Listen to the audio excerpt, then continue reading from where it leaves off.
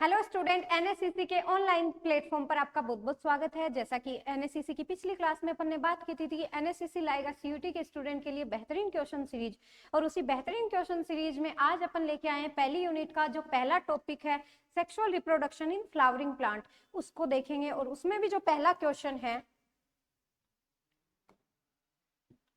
उसकी बात करने से पहले मैं थोड़ा सा फ्लावर के बारे में आपको एक बार बता देती हूँ। जैसे फ्लावर क्या होता है, फ्लावर सेक्सुअल रिप्रोडक्शन करने के लिए प्लांट में एक ऑर्गन है, और उसके कितने पार्ट होते हैं फ्लावर के। तो अगर कंप्लीट फ्लावर की अपन बात करें तो उसमें 4 पार्ट होते हैं, कैलिक्स, कोरोला और एंड्रोशियम और गाइनोसियम। जो एंड्रोशियम है वो यहाँ पे मेल रिप्रोडक्टिव ऑर्गन है, और जो गाइनोसियम है वो यहाँ पे फीमेल रिप्रोडक्टिव ऑर्गन है।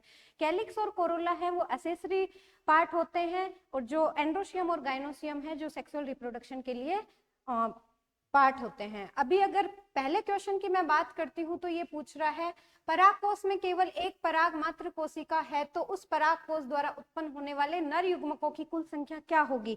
इस क्वेश्चन की बात करने से पहले अपन देखते हैं कि जो एंड्रोशियम है वो क्या है, ग्रुप ऑफ स्टेमन क्या कहलाते हैं, एंड्रोशियम। यानी खूब सारे अगर स्टेमन ग्रुप में होते हैं तो वो एंड्रोशियम कहलाते हैं।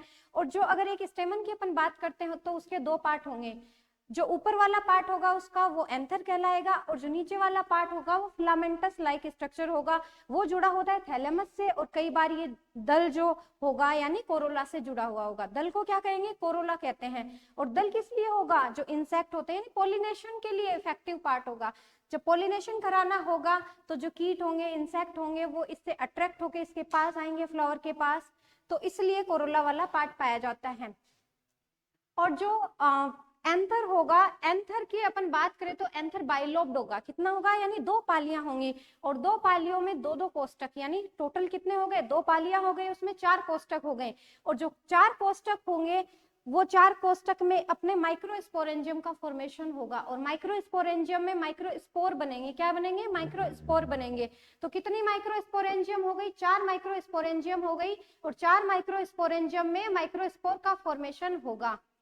तो ये पहला यही पूछ रहा है यहाँ पे, यदि परागकोश में केवल एक पराग मात्र कोशिका है तो उस परागकोश द्वारा उत्पन्न होने वाले नर युग्मकों की कुल संख्या क्या होगी। यहाँ पे अगर मैं बात करूं तो जो अपना टॉपिक है वो है सेक्सुअल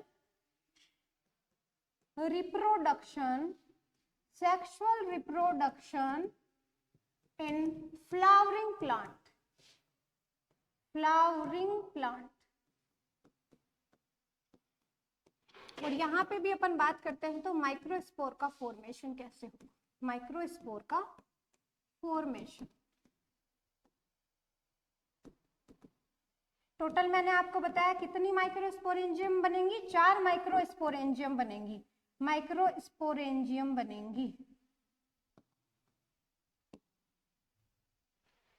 अब जो माइक्रोस्पोरेंजियम है उसमें आपको पता है पीएमसी होती है, यानी पराग मात्र कोशिका होगी। पीएमसी कैसी होगी, डिप्लॉइड होती है। कैसी होती है, डिप्लॉइड, यानी नेचर में नंबर ऑफ क्रोमोसोम कितने होंगे, यहाँ पे नेचर में 2n होगी। माइक्रोस्पोर का फॉर्मेशन किसके द्वारा होगा, मियोसिस के द्वारा, यानी इसमें क्या होगा, मियोसिस होगा। इसमें मियोसिस होगा, और मियोसिस होगा तो यहाँ पे 2n से अगर अपन मियोसिस कराएंगे तो n बन जाएगा। क्या बन जाएगा, n बन जाएगा। और ये n क्या बनेगा, माइक्रोस्पोर, माइक्रोस्पोर।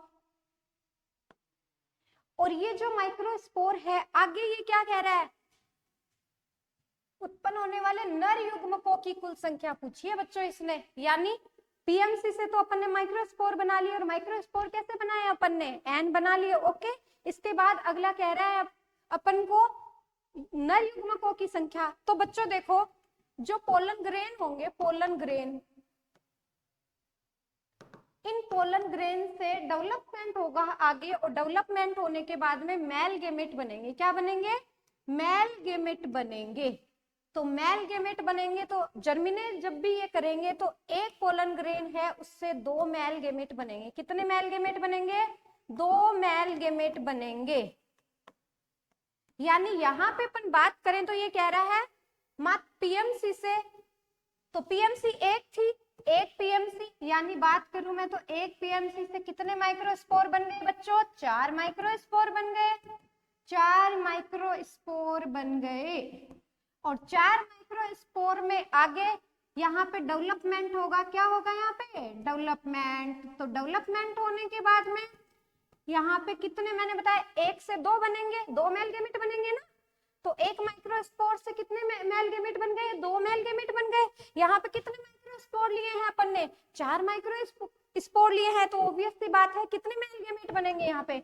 8 mail gamete. कितने मेल गेमेट? 8 मेल गेमेट बन जाएंगे बच्चों। देखो अपना आंसर किसके साथ जा रहा है यहाँ पे? फर्स्ट में नहीं है, सेकंड भी नहीं है, फोर्थ भी नहीं है, तो यानी आंसर क्या हो जाएगा यहाँ पे? थर्ड वाला आंसर हो जाएगा। ओके, तो भी थोड़ा सा इसको वापस से क्वेश्चन को मैं रिवाइज करा देती हूँ। देखो अपन ने बात की एंथर, एंथर में किसका निर्माण होगा? माइक्रोस्पोर का निर्माण होगा।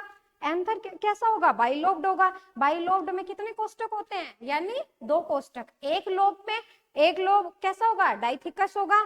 तो 2 लोब हैं तो कैसे हो गए? 4 कोष्टक बन गए, तो 4 बीजाणुधानियां बनेंगी और हर एक बीजाणुधानी में माइक्रोस्पोर का निर्माण होगा। अब जो बीजाणुधानी की संरचना होती है तो उसमें देखो आप, उसमें लेयरिंग पाई जाएगी। सबसे बाहरी जो है वो एपिडर्मिस होती है, उसके बाद में एंडोथीसियम पाई जाएगी, उसके बाद में मिडल लेयर पाई जाएगी एंड देन उसके बाद में टेपिटम पाई जाएगी। ठीक है, और वहां पे जो अंदर है आपके माइक्रोस्पोर का फॉर्मेशन होता है, और माइक्रोस्पोर का फॉर्मेशन करने के लिए स्पोरोजिनस टिश्यू पाया जाएगा, और स्पोरोजिनस टिश्यू की जो सेल्स है वो कहलाएंगी आपके पीएमसी। क्या कहलाएंगी? पराग मात्र कोशिका, यानी पोलन मदर सेल कहलाएंगी। क्या कहलाएंगी? Pollen mother cell. और पोलन मदर सेल होगी वो नेचर में कैसी होगी? डिप्लॉइड होगी। और ये डिप्लॉइड है, अपन को माइक्रोस्पोर बनाना है तो अपन को मियोसिस करना होगा। क्या करना होगा? मियोसिस करना होगा। और मियोसिस करने के बाद में एक पोलन जो है आपके मदर सेल है, यानी एक पीएमसी से आपके 4 माइक्रोस्पोर बनेंगे। और हर एक माइक्रोस्पोर, फिर माइक्रोस्पोर क्या करेंगे? साथ में होते हैं, एकदम से जुड़े हुए, यानी चिपके हुए होंगे आपस में, तो इनको अलग करेंगे। तो अलग करेंगे जब भी इनको, ये अलग होंगे तो ये पोलन ग्रेन कहलाएंगे। क्या कहलाएंगे? Pollen grain. यानी ये टेट्राड कंडीशन में पाए जाएंगे, साथ में चिपके हुए पाए जाएंगे। जब ये अलग अलग होंगे यानी फ्री होंगे, स्वतंत्र होंगे, तो ये पोलन ग्रेन कहलाएंगे। और जब पोलन ग्रेन का आगे डेवलपमेंट होगा तो पोलन ग्रेन 2 सेल में डिवाइड हो जाएगा। एक तो जनरेटिव सेल हो जाएगी और एक आपके क्या होगी? वेजिटेटिव सेल होगी। वेजिटेटिव सेल बड़ी होती है आकार में और जो जनरेटिव सेल होगी वो छोटी होगी। तो जो वेजिटेटिव सेल होगी और जनरेटिव सेल का जो है आगे, उसमें क्या होगा? वो माइटोसिस करेगा, और माइटोसिस करने के बाद में 2 मेल गेमेट बनाएगा। क्या बनाएगा? 2 मेल गेमेट बनाएगा। तो यहाँ पे यही बात पूछी है इसने। सबसे पहले एक पीएमसी से 4 माइक्रोस्पोर बन गए, और 4 माइक्रोस्पोर यानी एक एक से 2 मेल गेमेट बनेंगे, है ना, जनरेटिव सेल से। तो उसके बाद में ये टोटल कितने बन गए? 8 मेल गेमेट बन गए हैं। आई होप आप क्लियर हो गया होगा ये। अगला क्वेश्चन देख लेते हैं अपन। तो अगला क्वेश्चन देखिएगा। नेक्स्ट क्वेश्चन है आपके, परागकणों के लिए बेमेल कथन को चुनिए। Choose the odd statement for pollen grain. यानी ये कह रहा है परागकणों के लिए कौन सा कथन इनमें से, तो आप स्टेटमेंट पढ़िए। Pollen grains of some species cause severe allergies, यानी कुछ प्रजातियों के जो परागण है वो गंभीर एलर्जी का कारण बनते हैं। यानी कुछ स्पीसीज ऐसी होती हैं जिनके जो पोलन ग्रेन है वो अस्थमेटिक प्रॉब्लम, फेफड़ों में, लंग्स में यानी डिजीज कर देते हैं, एलर्जी हो जाती है। कई लोगों को ये बहुत ज्यादा एलर्जी कॉज कर देते हैं। तो ये कह रहा है, यानी ये सही बात है, ये कह रहा है यहाँ पे बेमेल। तो जब भी अगर आपसे सही गलत हाँ ना पूछे तो आपको उसको सर्किल कर लेना है। क्या कर लेना है बच्चों? सर्किल। क्योंकि अपन ध्यान नहीं देते कि ये हाँ पूछ रहा है, ना पूछ रहा है, या सही पूछ रहा है, गलत, तो उसको पहले सर्किल कर लिया करो। ठीक है, तो पहला स्टेटमेंट मेरे हिसाब से सही लग रहा है ना। ये देखो, दूसरा है आहार संपूरक के रूप में उपयोग किया जा सकता है। यानी क्या कह रहा है? Can be used as food supplement. Food supplement के रूप में भी अपन इसका क्या कर सकते हैं? यूज कर सकते हैं। Can be used as food supplement, यानी ठीक लग रही है बात। द्रव नाइट्रोजन में -196 डिग्री सेंटीग्रेड पर इसको भंडारित किया जा सकता है। Can be stored at -196 degree centigrade in liquid nitrogen. तो यानी ये बात भी ठीक है, इस पे भंडारित किया जा सकता है इसको। बाहरी भित्ति पर पेक्टोसेलुलोज के प्रतिमानों तथा डिजाइनों की आकर्षक सारणी होती है। तो बच्चों यहाँ पे पेक्टोसेलुलोज ना होके क्या होता है? अल्फा सेलुलोज होता है। क्या होता है बच्चों? Alpha cellulose. ठीक है, अल्फा सेलुलोज पाया जाएगा। तो यानी इसमें से ये कौन सा हो गया, फोर्थ नंबर। फोर्थ नंबर आपका क्या हो गया, बेमेल हो गया। ये सही है, यानी एलर्जी होती है इनकी वजह से। आहार संपूरक के रूप में भी यूज किया जाता है, तो जो फॉरेन कंट्रीज है उसमें सिरप के रूप में, पाउडर की फॉर्म में बहुत ज्यादा यूज किया जाता है। घोड़ों को भी दिया जाता है ये कि दौड़ में वो आगे जाएं, इसलिए इसका आहार फूड सप्लीमेंट के रूप में भी क्या किया जा सकता है, यूज किया जा सकता है। तो ये भी बात ठीक है, ये बात भी ठीक है। तो इनमें से रोंग कौन सी बात है, 4 नंबर वाली बात। चलो नेक्स्ट क्वेश्चन की ओर अपन जाए। यहाँ पे गेहूं के पराग कणों की जीवन क्षमता लगभग होती है। तो ये पूछ रहा है गेहूं जो व्हीट है उसकी जीवन क्षमता लगभग कितनी होती है। तो ये कह रहा है 7 दिन है, 1 महीना है, 30 मिनट है और 1 दिन है। तो जो गेहूं की है वो बच्चों कितनी है, 30 मिनट होती है। कितनी है, 30 मिनट। और कुछ जो फैमिली है जैसे आपके लेग्यूमिनेसी है, लेग्यूमिनोसी, या आपके है यहाँ पे Rosaceae, Rosaceae and Solanaceae, Solanaceae. तो इनको आप एक्स्ट्रा नोट में नोट कर लीजिए बच्चों, एक्स्ट्रा नोट में। यानी लेग्यूमिनेसी, रोजेसी और जो सोलेनेसी फैमिली है, इनके जो परागकण हैं, यानी पोलन ग्रेन है, पोलन ग्रेन, उनकी जो वायबिलिटी होती है, वायबिलिटी होती है वो बच्चों कुछ महीनों तक हो सकती है। यानी किसी में 1 महीना, 1.5 महीना, 2 महीना, यानी महीनों तक, कुछ महीनों तक, महीने से ज्यादा हो सकती है। ठीक है, तो महीनों की हो सकती है, महीनों की। More than 1 month, more than 1 month हो सकती है। तो ये चीज आपको यहाँ पे ध्यान रखनी है। यानी कौन सी फैमिली है, लेग्यूमिनेसी, रोजेसी और सोलेनेसी। 2 बारी बोलो, आपको याद हो जाएगा। लेग्यूमिनेसी, रोजेसी और सोलेनेसी, साथ के साथ 2 बारी बोलो। जैसे छोटे बच्चे बोलते हैं ना, छोटे बच्चे क्या करते हैं, ABCD बोलते हैं, ए कितनी बार बोलते हैं उसको लगातार, और फिर उसको कभी नहीं भूलते हैं। तो याद कभी भी करो तो इस तरीके से याद किया करो कि उसको बार बार रिवीजन करो। रिवीजन करोगे तो वो आपको क्या हो जाएगी, परमानेंट मेमोरी में लर्न हो जाएगी। तो लेग्यूमिनेसी, रोजेसी और सोलेनेसी, इसमें जो है वो वाइबिलिटी कुछ महीनों तक होती है, जबकि गेहूं में कितनी देर तक है, 30 मिनट। तो ऑप्शन क्या हो जाएगा आंसर यहाँ पे, 30 मिनट हो जाएगा। नेक्स्ट क्वेश्चन की मैं बात करूं यहाँ पे, तो नेक्स्ट क्वेश्चन आपको कह रहा है एक विशिष्ट पुंकेसर के तंतु का समीपस्थ छोर पुष्प के किस भाग से जुड़ा हुआ होता है। तो मैंने शुरू में अभी बताया था पुष्प के कितने पार्ट होंगे बच्चों। अगर कोई कंप्लीट फ्लावर होता है तो उसमें कैलिक्स होगा, बाह्यदल और कोरोला होगा, और क्या होगा उसमें, एंड्रोशियम और गाइनोशियम होगा। और यहाँ पे ये जो पुष्प है, थैलेमस, पुष्पासन, हिंदी क्या होती है इसकी, पुष्पासन होती है। क्या होगी, अगर पुष्पासन थैलेमस की बात करें तो पुष्पासन, आसन का मतलब है नहीं, पुष्प जिस आसन पे बैठा है उसे पुष्पासन कहेंगे। क्या कहेंगे, यानी पूरा का पूरा पुष्प जिस आसन के ऊपर बैठा हुआ है वो क्या कहलाएगा, थैलेमस कहलाएगा, पुष्पासन। तो ये जो है किस भाग से जुड़ा हुआ होगा बच्चों, तो पुष्पासन से जुड़ा हुआ होगा। किससे जुड़ा रहेगा यहाँ पे, पुष्पासन से, थैलेमस से। और कई बार ये दल से भी जुड़ा हुआ होता है। तो यहाँ पे आंसर कौन सा हो जाएगा, पुष्पासन। ठीक है, आंसर है ये आपको पता है। एंड्रोशियम के पार्ट में, जो एंड्रोशियम है वो ग्रुप ऑफ स्टेमन है, और स्टेमन के कितने पार्ट होंगे, 2 पार्ट होंगे। देखो ग्रुप ऑफ, यहाँ पे कुछ चीजें लिख देती हूं मैं। ग्रुप ऑफ स्टेमन क्या कहलाएंगे बच्चों, एंड्रोशियम कहलाता है। इस चीज को आप ध्यान रखना, क्योंकि यहाँ पे बड़े बच्चे कंफ्यूज होते हैं, वो स्टेमन को ही एंड्रोशियम समझ लेते हैं, जबकि स्टेमन एंड्रोशियम नहीं है। ग्रुप ऑफ जो स्टेमन है वो क्या कहलाते हैं, एंड्रोशियम कहलाते हैं, ग्रुप ऑफ। और जो स्टेमन एंड्रोशियम कहलाएंगे। और जो स्टेमन है, स्टेमन के कितने पार्ट होंगे, तो स्टेमन के 2 पार्ट होंगे। ए पार्ट होगा आपके यहाँ पे क्या होगा, ए वाला पार्ट कहलाएगा एंथर। क्या कहलाएगा बच्चों, एंथर कहलाएगा। और जो बी वाला पार्ट होगा वो क्या कहलाएगा, फिलामेंट कहलाएगा। तो ये चीज आप ध्यान रखना, ठीक है। ग्रुप ऑफ स्टेमन क्या कहलाएंगे, एंड्रोशियम। और group of carpel, group of carpel,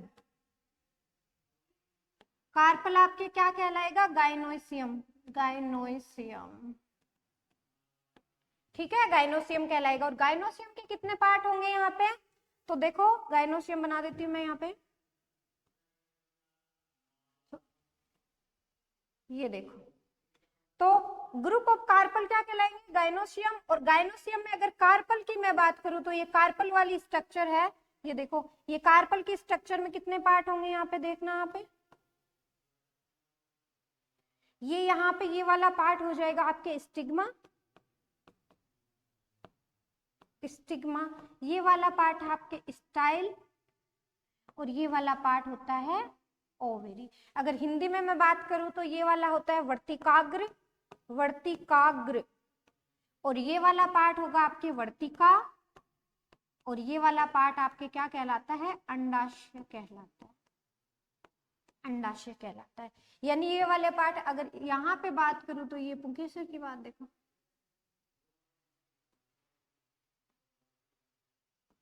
ये हो गया यहाँ पे बाइलोब्ड, कैसा हो गया, बाइलोब्ड, बाइलोब्ड यानी द्विपालित, कैसा हो गया बच्चों, द्विपालित। ओके। और ये इसका क्या है, तंतु या फिलामेंट, क्या कहलाएगा बच्चों, तंतु या फिलामेंट कहलाएगा। तो ये साथ के साथ आप नोट कर लो कुछ चीजें। यहाँ पे ये बाइलोब्ड है, और हर लोब कैसी है, डाइथिकस, यानी हर एक लोब, जो ईच लोब डाइथिकस कैसी होगी बच्चों, डाइथिकस होती है। यानी कितने पार्ट होंगे उसके, दो दो पार्ट होंगे, तो टोटल 4 पार्ट हो गए, और चारों पार्टों में बीजाणु दाने का फॉर्मेशन। तो ये कुछ चीजें हैं, आप बना लीजिए ताकि आपके आसानी रहे। तो यानी ये सारी चीजें, जिससे ये कह रहा है पुष्प के किस भाग से जुड़ा होगा, तो किससे जुड़ा होगा, थैलेमस। यानी थोड़ी सी अगर मैं फ्लावर की यहाँ स्ट्रक्चर बना के दिखाऊं आपको, तो देखिएगा आप,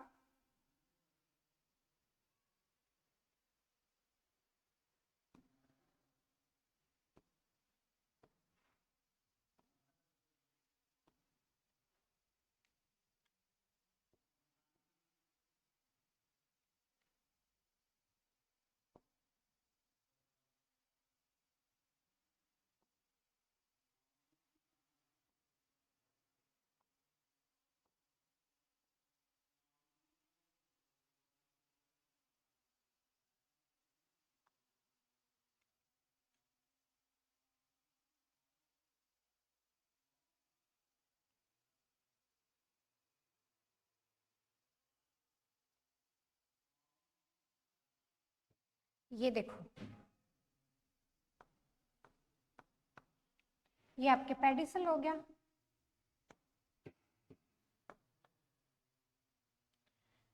यहाँ पे ये आपके थैलेमस है, थैलेमस यानी पुष्पासन।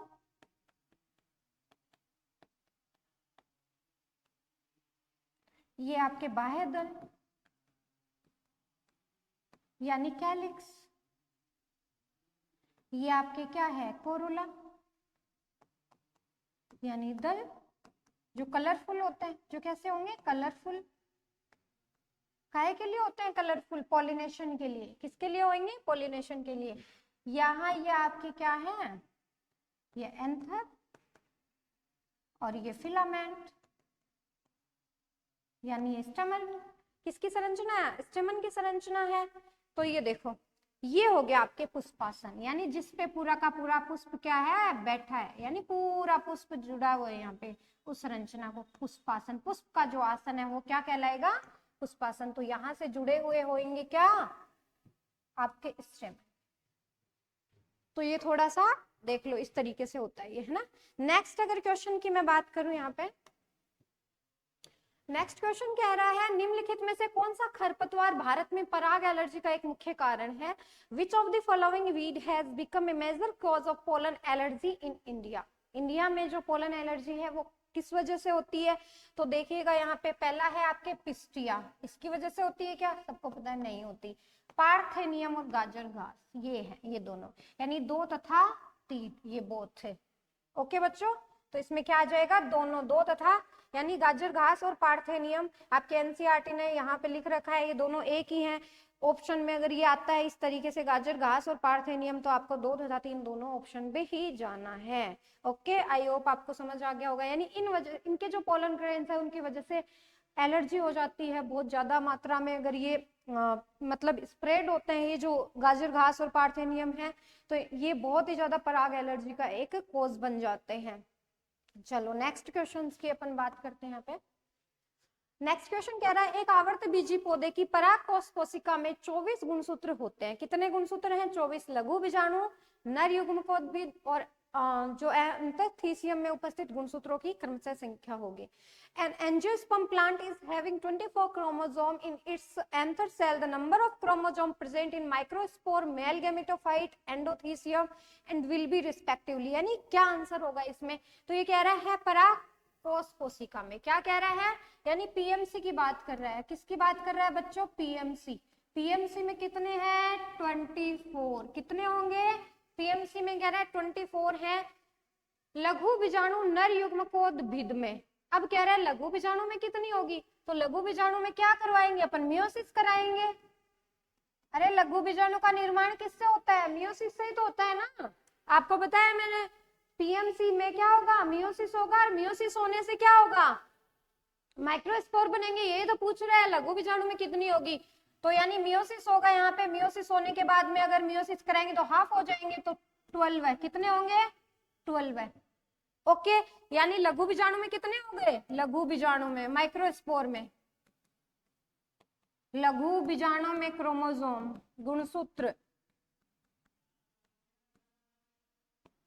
क्रोमोसोम नंबर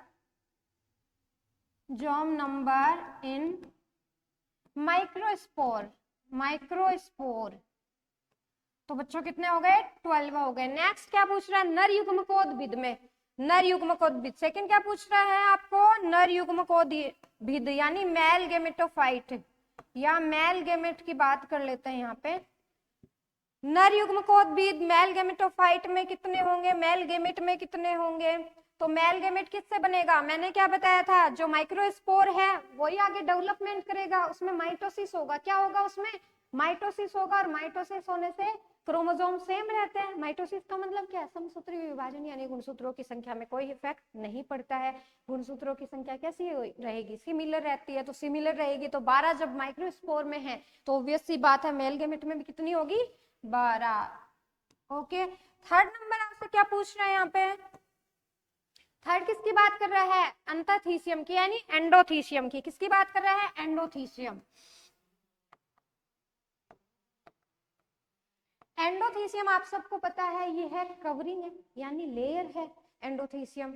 जो आपके माइक्रोस्पोरेंजियम है, माइक्रोस्पोर के ऊपर लेयरिंग पाई जाएगी ना, जो आपकी बीजाणुधानी है, बीजाणुधानी की जो लेयरिंग है, यहाँ पे लेयर बनी हुई है, वो जो लेयर है उसकी अपन बात करते हैं तो वो लेयर कैसी होगी? डिप्लॉइड होगी, सीधी सी बात है। उसमें कोई मियोसिस थोड़ी हुआ है बच्चों, उसमें कोई किसी प्रकार का भी मियोसिस नहीं हुआ है, तो यानी उसमें कैसी होगी? डिप्लॉइड होगी। तो 24 हो जाएंगे। कितने हो जाएंगे? 24।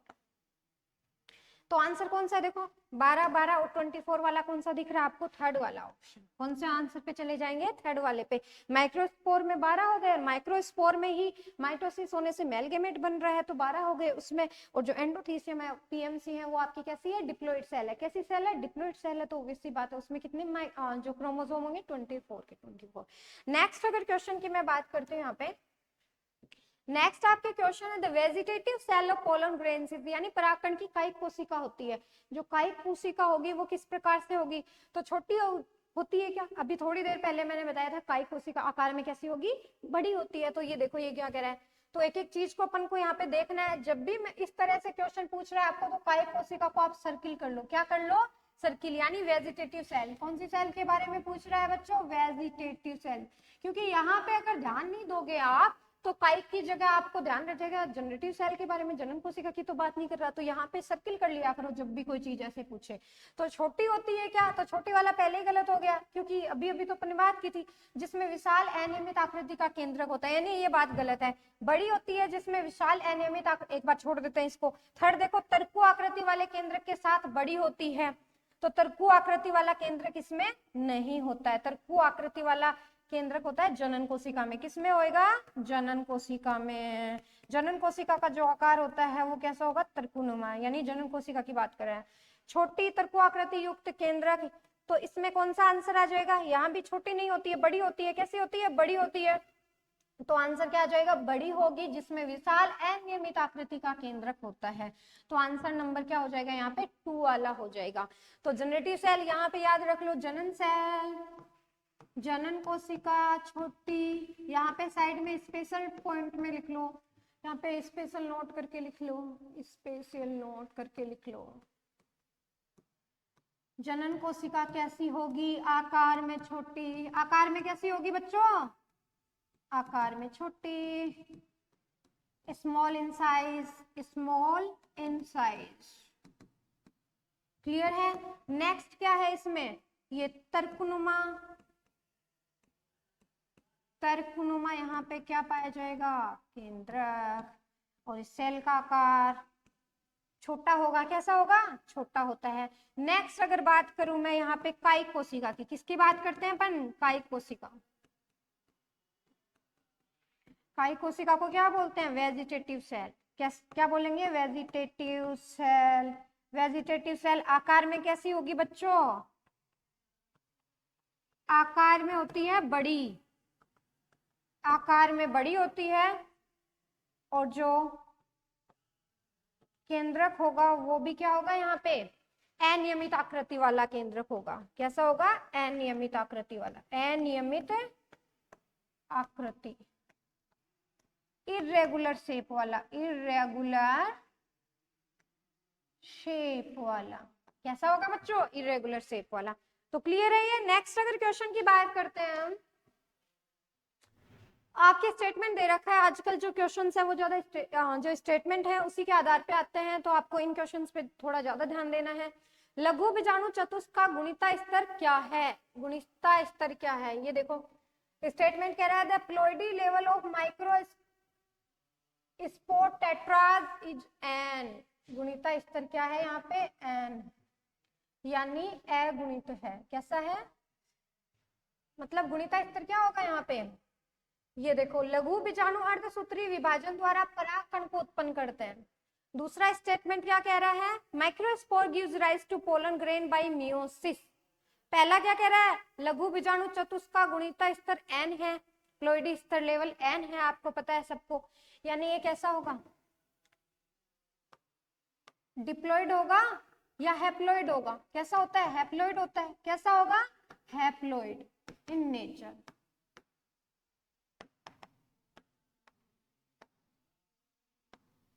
तो बच्चों आपको पता है भाई, लघु बीजाणु अपन ने माइक्रोस्पोर बनाए थे, माइक्रोस्पोर बनाए थे तो अपन ने मियोसिस कराया था। क्या कराया था, मियोसिस कराया था। तो मियोसिस में 2n से क्या बन गया था, n बन गया था। तो ऑब्वियस सी बात है गुणिता स्तर क्या होगा, इसका n होगा। मतलब बात सही है, पहला स्टेटमेंट आपका क्या जा रहा है, सही जा रहा है। दूसरा स्टेटमेंट क्या कह रहा है, ये दूसरा स्टेटमेंट ये कह रहा है लघु बीजाणु अर्धसूत्री विभाजन द्वारा परागकण को उत्पन्न करते हैं। क्या कह रहा है, लघु बीजाणु। यहाँ पे कंफ्यूज मत हो जाना, यहाँ पे कंफ्यूज हो जाओगे, गड़बड़ हो जाएगी। देखो क्या कह रहा है, लघु बीजाणु अर्धसूत्री। अब लघु बीजाणु अपन ने बना लिया, और लघु बीजाणु बनाने के बाद में अपन को परागकण बनाना है। तो अभी थोड़ी देर पहले मैंने क्या बताया था, लघु बीजाणु टेट्राड अवस्था में चिपके रहेंगे आपस में। क्या रहते हैं, चिपके रहते हैं। उनको अलग करके, यानी वो एक एक हो जाए, चारों जो माइक्रोस्पोर है वो अलग अलग हो जाए, फ्री हो जाए। फ्री होके क्या बनाएंगे, परागकण बनाते हैं। क्या बनाते हैं, परागकण बनाते हैं। तो क्या उनको अलग करने के लिए कोई मियोसिस कराया, क्या नहीं कराया ना कोई मियोसिस। उनमें मियोसिस ऑलरेडी हो चुका था उनमें, तभी वो माइक्रोस्पोर बने थे और वो आपस में चिपके हुए थे। तो उनको अलग करने के लिए अपन ने किसी प्रकार का मियोसिस नहीं कराया है, बस उनको तो क्या कर दिया, एंजाइम से डिग्रेड करके आपस में उनके जो बीच का मटेरियल है उसको डिग्रेड कर दिया एंजाइम से, और डिग्रेड करने के बाद में वो स्वतंत्र हो गए। तो स्वतंत्र होने में अपन ने कोई मियोसिस नहीं कराया, इसलिए क्या हो गए, वो परागकण बन गए स्वतंत्र होके। तो यानी दूसरा कथन आपका क्या हो गया, रॉन्ग स्टेटमेंट है। तो कथन पहला सही है, लेकिन कथन 2 क्या हो गया आपके, गलत है। क्या कह रहा है, पहला कथन गलत है लेकिन दूसरा गलत, तो ये भी गलत है। दोनों कथन गलत है, नहीं। दोनों कथन सही है, नहीं।